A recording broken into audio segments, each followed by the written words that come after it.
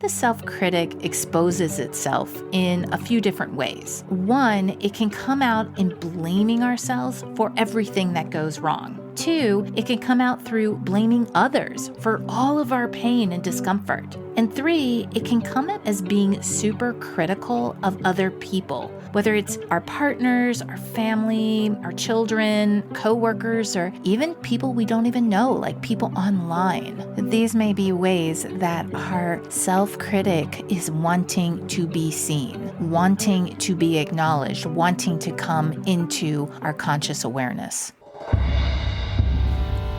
Welcome to the Relationship Diversity Podcast, where we celebrate, question, and explore all aspects of relationship structure diversity, from soloamory to monogamy to polyamory and everything in between, because every relationship is as unique as you are. We'll bust through societal programming to break open and dissect everything we thought we knew about relationships, to ask the challenging but transformational questions: who am I, and what do I really want in my relationships? I'm your guide, Carrie Jaroslaw, best-selling author, speaker, intuitive, and coach. Join me as we reimagine all that our most intimate relationships can become. Oh, my self-critic has been in rare form these days. Oh my gosh, I think for the last month, 2 months, it's been really relentless. And so I wanted to do an episode all about the inner critic, and not so much for you, although I really hope that this would be helpful for you. But this is an exploration that I am going through within myself and have been for a while now. But if I'm really honest with myself, I think that this self-critic, this part of myself where I compare myself to others and then just bash myself with these inner thoughts, has been around since I was very young. I remember being in 6th grade, comparing myself to my friends and having this mental chatter, this mental dialogue that would say, you're not as good as they are, or they're much better than you, or you're not good enough. And I think that in ways over my life, if I really look at how my life has played out since 12 years old, I think that there are parts of that inner critic that really has served me in my life. It pushed me to work through hard times. It pushed me to be resilient and show up. And even when I wanted to maybe bury my head under my blankets and not face the world, that inner critic helped me move through those times and helped me come out from under the covers and show up again and again. And so I've been on this exploration of what this inner critic is and how it serves me and how it hurts me. And I wanted to do an episode all about this, exploring it, sharing some of the things that I've gone through that have helped me. And I'm really hoping that these are helpful for you if you suffer from a very overactive inner critic.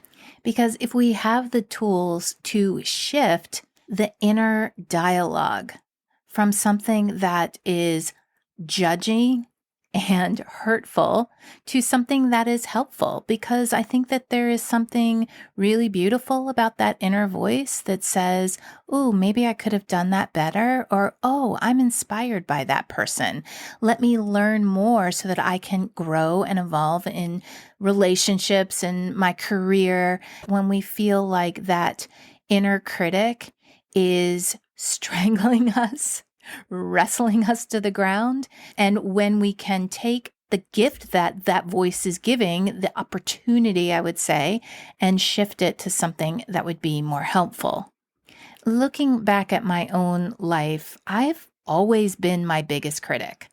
I remember when I was a little girl and I would come home from school and, oh my gosh, I would spend hours and hours on my homework, making sure that I got the best grades that I could. Yes, my parents wanted me to do well. They wanted me to go to a good college and all of that and have a good career. But when I really look at where it came from, it always came from me. I was always the hardest on myself. And I got a lot of praise for being such a hard worker. I remember my parents, my teachers, and other adults would always compliment me on what a hard worker I was. I was the fourth child in my family. I had three older brothers, and I remember the first day of a new year. And if any of my brothers had those teachers, I would walk in and they would say, "Oh, your brothers are so smart." And so there was that added pressure of me not letting down anyone, any of the teachers, anyone in my family, my parents. But I also think I really liked the praise that I got. I liked the attention that I got.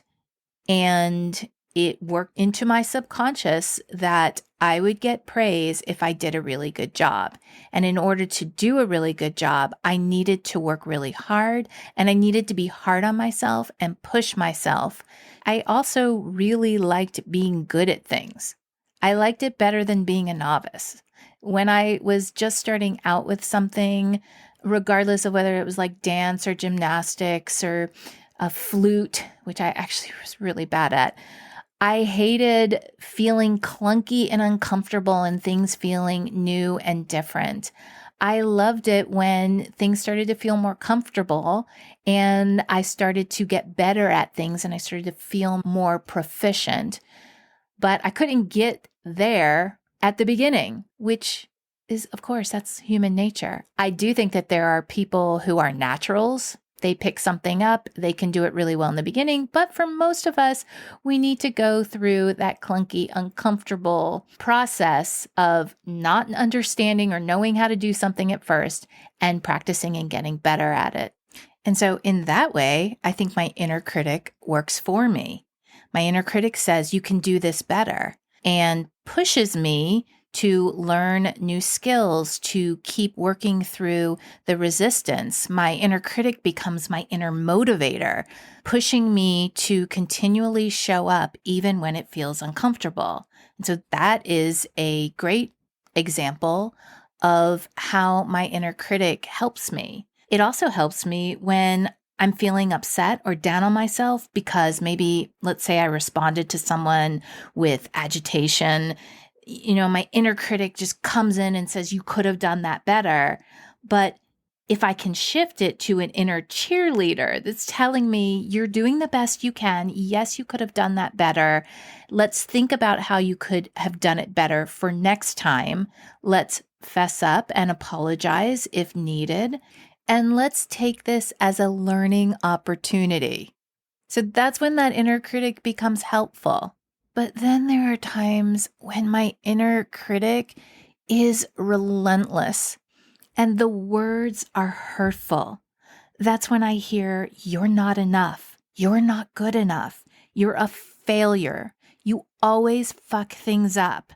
You're never gonna make it. You suck. Those are the words that my inner critic says, and that is hurtful. That actually sends me back under the covers.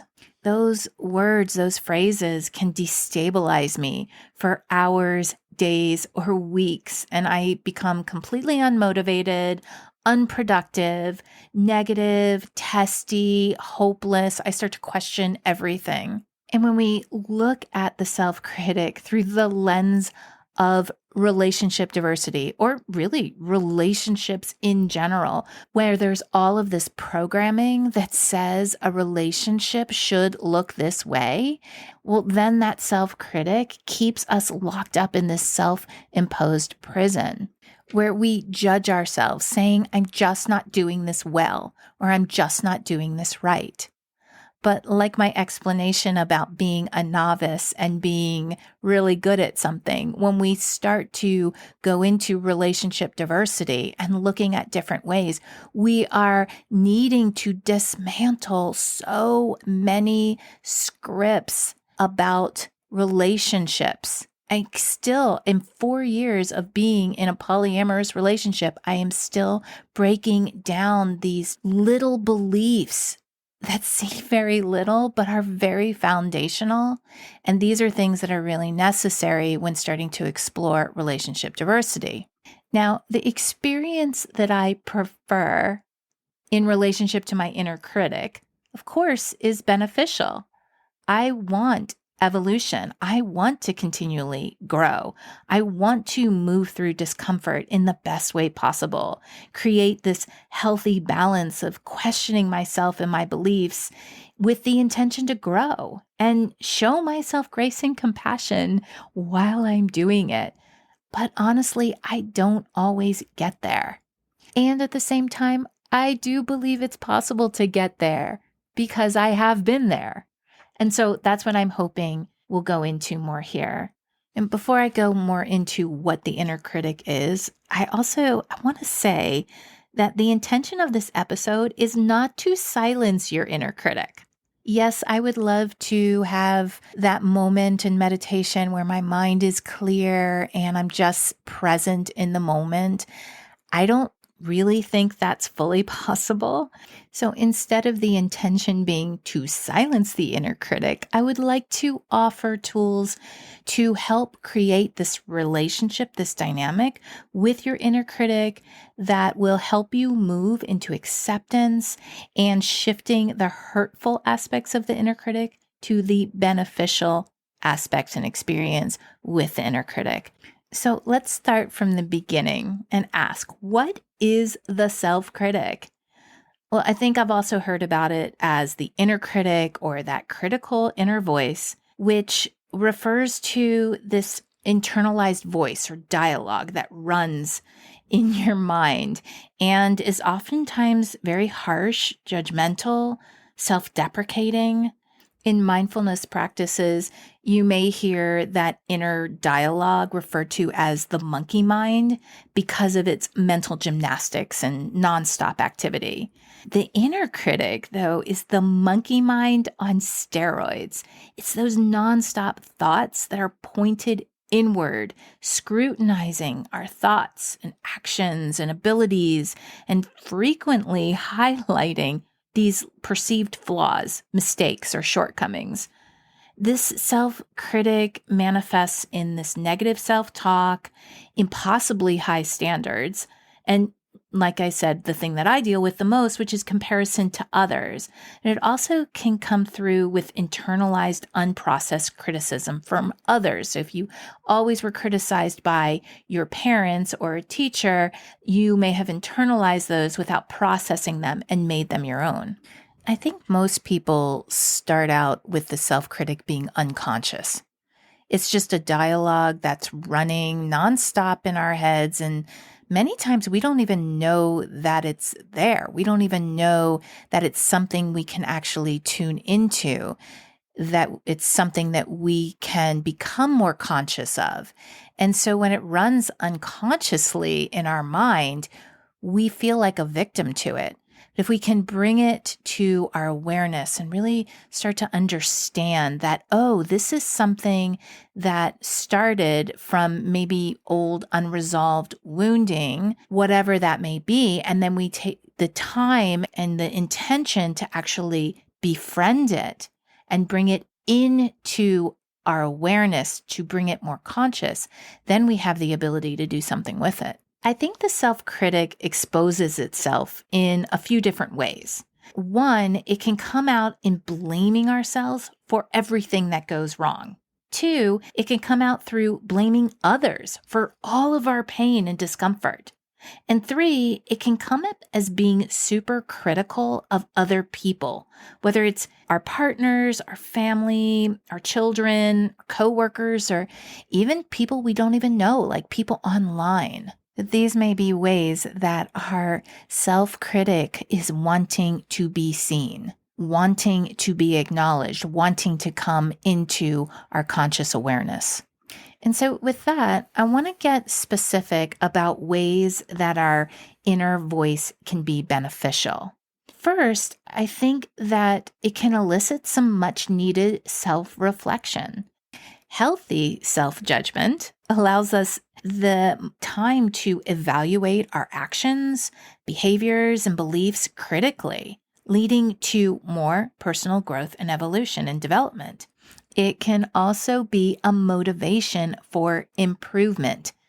When I said that self-critic turned into that self-motivator, that happens when your constructive self-criticism serves as a driving force for improvement.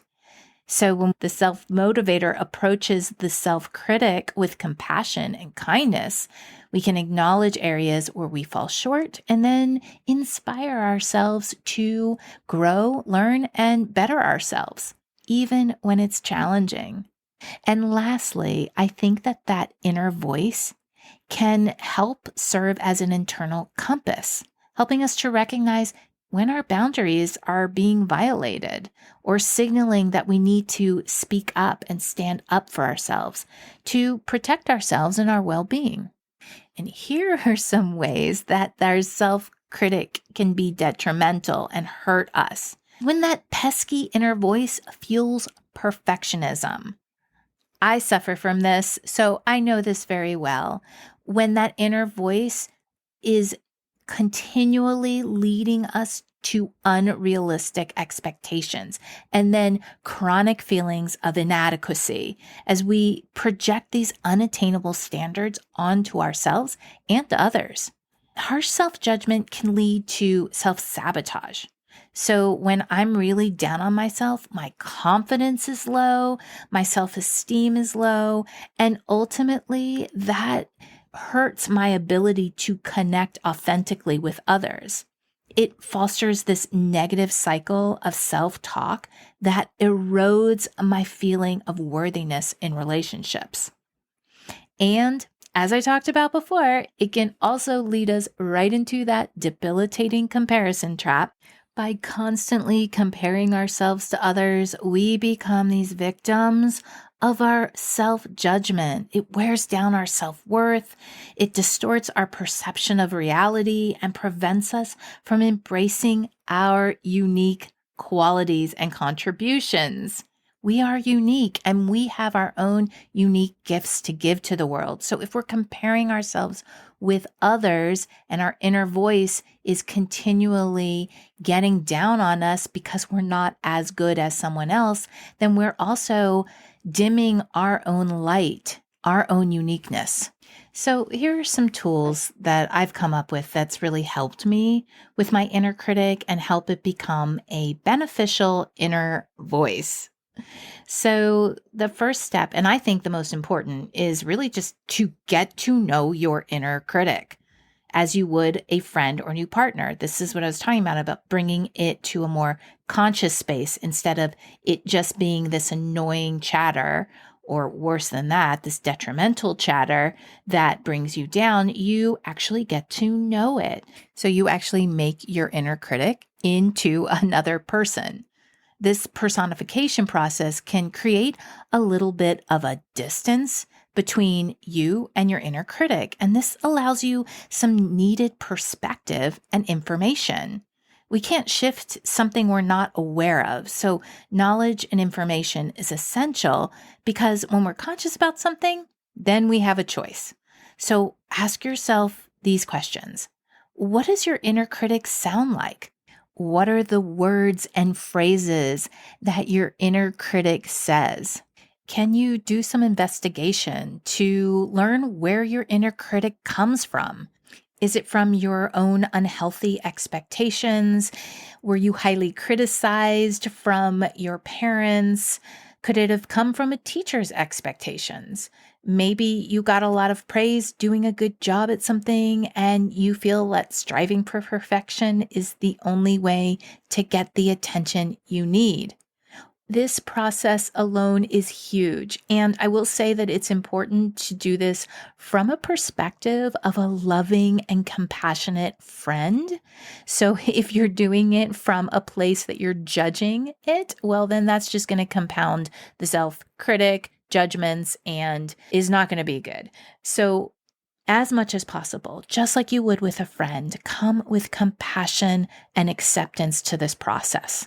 So once you've played with that for a little bit, it's time to go even a little bit deeper to getting to know this part of yourself, to begin investigating its motivations, its triggers, its wounds. When does your inner critic get most triggered? When you're feeling inadequate, not enough, when you're feeling unmotivated or lethargic. I believe our inner critic is a part of us who just wants to be heard and acknowledged. Did your inner critic develop from positive attention you got at some point in your life? Did you receive more love, admiration, and praise as a child that cemented that unconscious belief that your worth is determined by what you do instead of who you are? If your inner critic was to turn into your inner child, what are needs that went unmet and that are needing to be acknowledged? Is there a way to get these unmet needs met without the harshness of the inner critic? Which is, I think, a very important question because it leads to the next question. Is this inner chatter helpful or hurtful?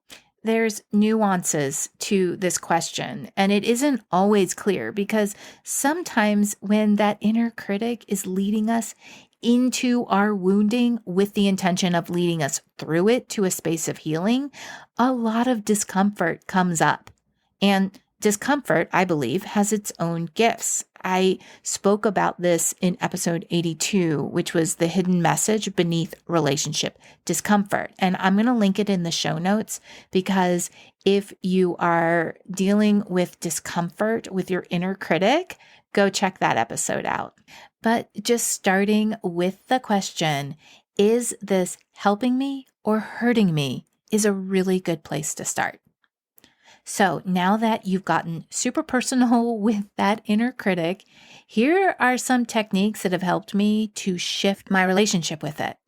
And these may seem small, they did to me, but I've found that if you practice them over and over and you keep showing up, that they compound and end up making a big difference. The first thing is to shift your focus by spending 30 seconds or longer in gratitude. 30 seconds. We all have 30 seconds. So find 5 things you're grateful for, or one thing that you're grateful for. But taking about 30 seconds to close your eyes and sit in gratitude for those few little moments can really, really work wonders. Next is to practice self-compassion. Treating yourself with the same kindness and understanding you would offer a friend. And as I talked about before, I also would like to encourage compassion towards your inner critic. Showing compassion, because a lot of times that mental dialogue was formed to keep us safe, to keep us feeling okay with our world. And so what if you were to extend compassion to that harsh voice saying, I see you, I hear you, and it's okay. It's okay. I also think the reframing process of negative thoughts and judgments is really helpful, to replace those with affirmations where you affirm your worth and potential. I know it helps me when I put my hands over my heart, close my eyes, and take a breath and tell myself I am worthy.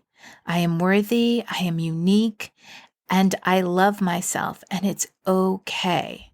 It also helps to acknowledge and celebrate my accomplishments, no matter how small they are. Maybe I've gotten everyone fed, the kids fed, they feel loved, they're warm in their beds, and that is a huge accomplishment.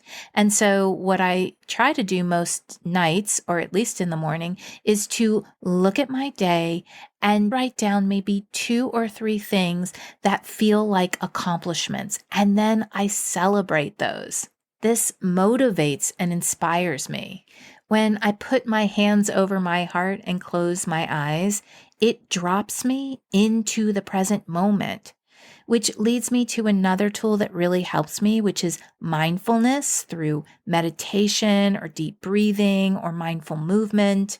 Most of the time, our chatter, I find, is either infiltrated with past recollections, past judgments about things that have happened, or fears about the future. But when I really sit in the present moment and focus on my breath, I can come to more of a place of love and compassion for myself and for my inner critic.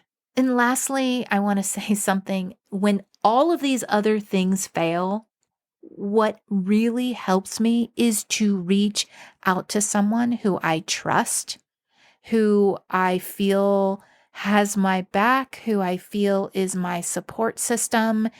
And when I struggle with that inner critic and it just won't let go, and I've tried all of these things, it can be really helpful to tell someone what I'm struggling with and get some thoughts and advice, and maybe sometimes just hear them tell me that there are parts of me that are really lovable and wonderful. And I know that that's seeking that kind of fulfillment outside of me, but sometimes it really helps me. And another belief that helps me is this awareness that it's not an overnight process. This whole relationship with my self-critic, it is a continual journey that will likely follow me throughout my life. And I say that to you to bring awareness, because when I know that something is a journey and it's not like a one and done, then I think I can have more healthy, realistic expectations. And so I offer that thought to you, that it is a continual journey, and to make peace with that, because we are always evolving. For as long as we will be here, we will be growing and evolving. And for me, and I hope this for you, it takes the pressure off of having to be in a certain place or having to be perfect, because there is no perfection and there is no magic finish line. I love quick reference guides, so I'm going to summarize those tools that I just talked about on ways to move from a hurtful inner critic to a helpful inner voice. The first is to get intimate with your inner critic. The second is to understand its motivations, triggers, and wounding. Then ask yourself, is your inner critic being helpful or hurtful? The next is to shift your focus by embracing gratitude for 30 seconds. The next is to practice self-compassion for yourself and your inner critic. The next one is to reframe negative inner chatter with affirmations of your worth. And then celebrate your accomplishments, no matter how small they may seem. Then practice mindfulness and meditation to bring you into the present moment. And finally, seek support from a trusted friend or someone who you know really cares about you. And one last thought. This has been challenging for me in the past, but when I am able to embrace this, has also set me free. And that is to find humor in that pesky inner voice, giggling and saying, "Oh, hi, I see you. Let's go have some fun and play." Giggling and bringing some humor can take a lot of the tension out of the process and diffuse the energy, bringing levity and fun. Put on a song that you love to dance to or sing to, move the energy.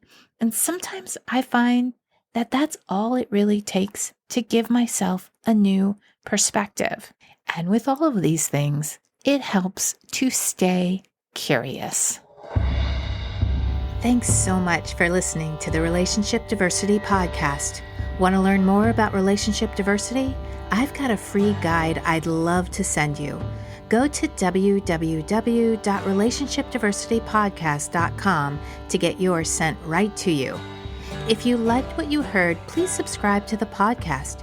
You being here and participating in the conversation about relationship diversity is what helps us create a space of inclusivity and acceptance together.